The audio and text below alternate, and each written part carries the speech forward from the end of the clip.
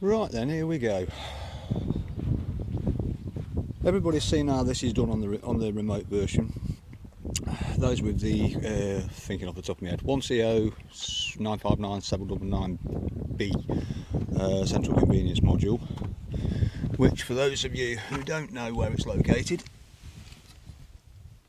I don't think I've got much light on here. Can we change this?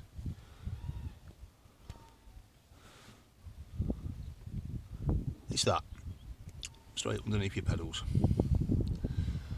right up underneath there. Apologies for the blankness. You can actually see it through there. There's my finger there, right on the top. It's hard to get to, but if you've got VCDS, just scan it, go to channel 46 and it will tell you what part number you've got. So anyway, that's on the 3-button remote. Obviously if that's activated, your boot pot will open. Now for those of you who haven't, you can always have, I'm not going to show you yet, you can always have a switch. Exactly the same principle. Springs, that one is 80mm with 3 M8 washers, top and bottom, just to bulk it out a bit. I'll be ordering some 90s just to see what cracks off. They're only a few quid if you get them in the right places, which I'll explain later on the group. Yes, if you're not a member of the group, by the way, that's BMACVAGS on Facebook. Quick pop for you there, buddy. So you've got uprated gas struts, everything really that is explained. Oh, excuse me, not feeling too good.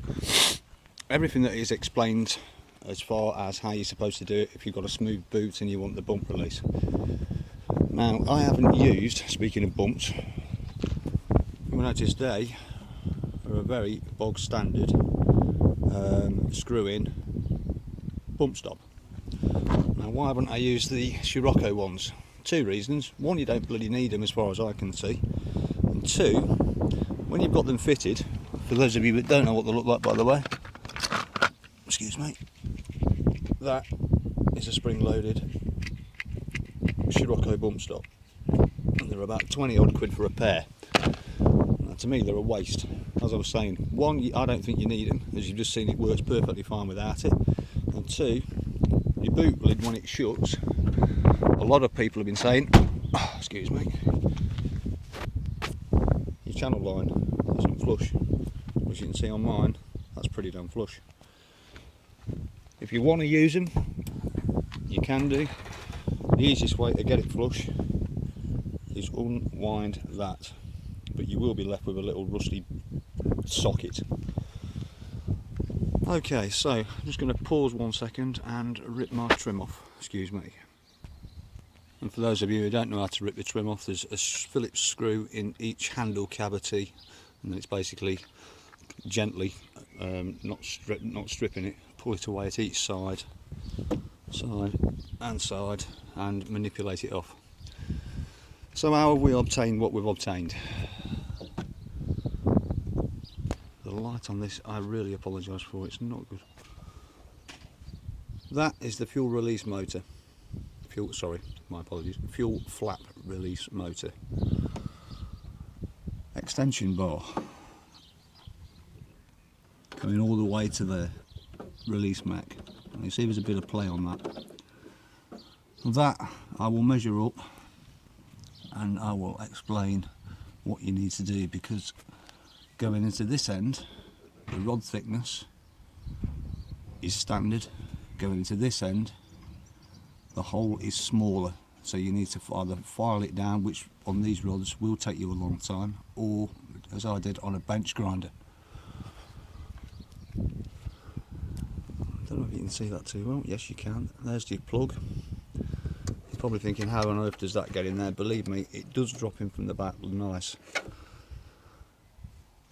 Going to the loom that you need to use, and I'll come back to that. That is a standard fuel flap release loom. 4 wires, 2 link directly to the motor, and the other obviously power and earth. The ones that link to the motor, if I remember right, are the illumination for the switch, by the way, as you should know, always across on Golfs. VAG is blue-grey. The red-blue is for the switch of the motor, and the brown, I believe, is for the negative of the earth of the switch of the motor. Your red and yellow is main feed. Now that, to get out, is a complete pig. Now, I suggest that you have an examination of the vehicle that you're going to rip this out of. I've done this on 2 different vehicles, one that beastie over there,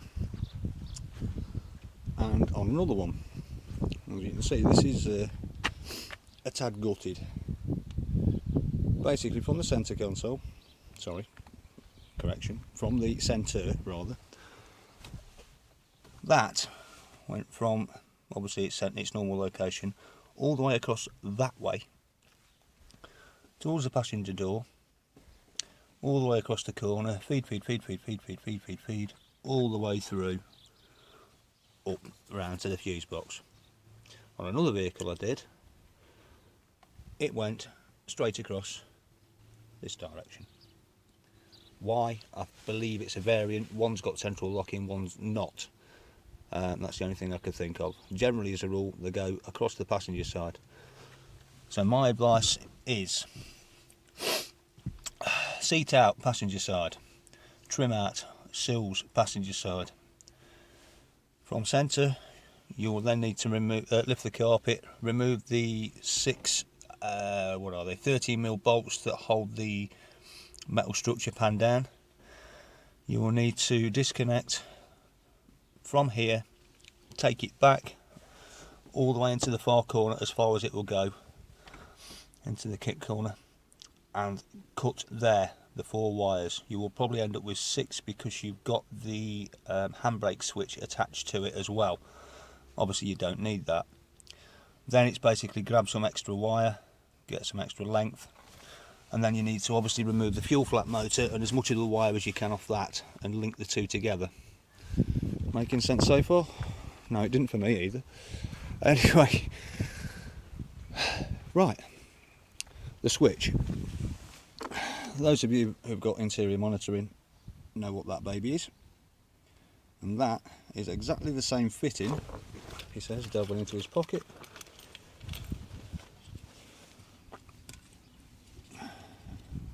Excuse me.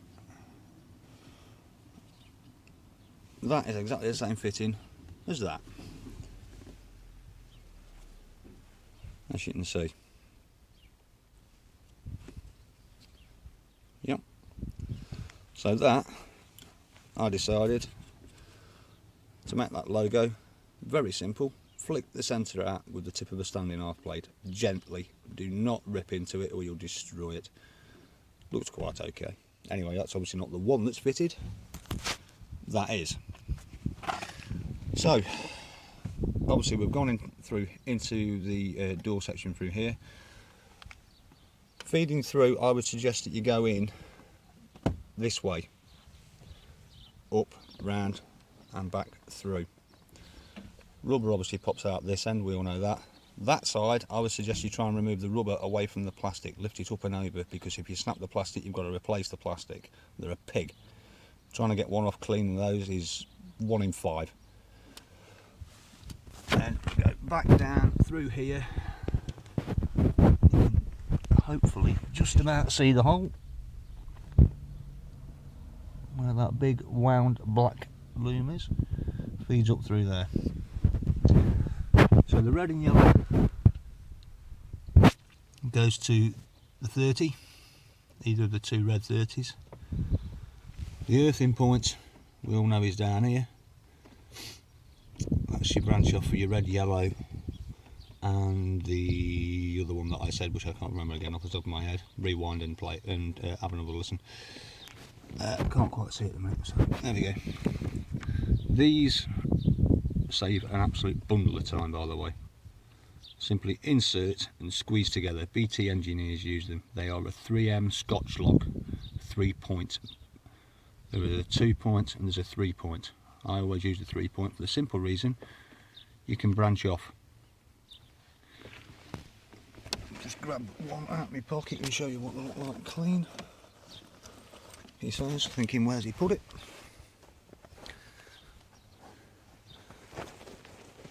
Okay, I won't be doing that because I've lost it. But there you go, if I find it I will gladly show you. Here's some different ones anyway, on another loom I've made. Very simple. Push in, squeeze, waterproof, job done. So anyway, straight across yourself. Obviously that main piece has to be removed, we all know how to do that. Lever in from the top, have your rear door open if you've got rear door. If you're on 3-door, obviously that don't matter. And pull it away. At the bottom, Phillips screw, another one Phillips screw. Remove this trim, which obviously then goes all the way across here. Lift seat up. Little spinner down there. Unwind that. Then this baby needs to come off. But to get to that, you need to remove him from underneath, 2 10mm underneath, one underneath there somewhere, one underneath there. Lift him out. Obviously you've got connections here. This now needs to come out. To get that out, flip your top, no pun intended, because I'm about to do the same, trying to remember all this. 17mm, I believe, at the back of that. Drop that out. This piece, very easy. Simply get your hand underneath it and pull it down. The triangular type pointed clips might likely stay in, they might not. If they do, just pull them out and relocate them. And then it's feed through, obviously up across the top of the wheel arch, up over the wheel arch, through. I think I went in here somewhere. Yes, I did, as you can see. Up through. Remove, feed. This has to come out. These, dead easy. Get a blade, pop the end out and pull. That will then come off. And then, again, sorry for the light. Try and trace it with my finger. The wiring goes all the way across. Why is this not showing? There we go. Wiring goes all the way across to that. So again, when you're going back to the rod is basically made out of a rear door, central locking module, interior door handle release. You've got half the stuff there ready. Simply shape to fit, create 2 loops and grind one end down. When you put it on, make sure this side goes that way on. It goes that way on, as in round 180. Trial and error, I found out it generally as a rule popped off. That, by the way, simply to link the two together, my apologies, simply tap the genuine one out, the one for your locking module, for your boot lock. Push that out, knock it out gently, whatever. Widen the screw at the back just that little bit. Obviously take the screws out of the fuel flap one, because you can locate them nice and clean. Tape them together, elastic band them together, super glue them together, double-sided tape, whatever you want, cable tie, do what you want. Make it secure and basically slide it back in. Bit fiddly, but once you've done that, the last thing that goes in is the rod. And the final tip, as far as the little lug goes, put that onto the rod backwards, up round the top first. Then hook this end, push your clip in, and then put that in. Does that explain everything, guys? Sounds like an absolute mountain. In all fairness, the biggest job I had was removing the loom from that pane in the backside. I won't be doing a full loom removal again if I need to do another one.